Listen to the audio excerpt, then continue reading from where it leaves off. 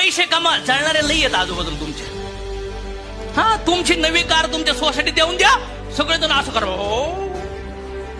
तुम्हाला काय वाटतं, तुमच्या आजूबाजूला लोक नाही येत बघणारे? भरपूर लोक आहेत, फक्त तुम्ही जागे झाले पाहिजे. काजवा उडत होता आणि सापाला दिसलं, साप त्याच्या पाठीमाग फुसफुस फुसफुस करत. शेवटी काजवा थांबलाच. मी काय बिघडलंय तुझं, तू माझ्या पाठीमाग का लागला? तो म्हणतो सगळा अंधार आहे, इथं कोणी चमकदार दिसतंय तुला? तू चमकतोय ना, मला खटकतंय, म्हणून साला मी तुझ्या पाठीमाग लागलो. तो काय म्हणला, तू खुश कधी होशील?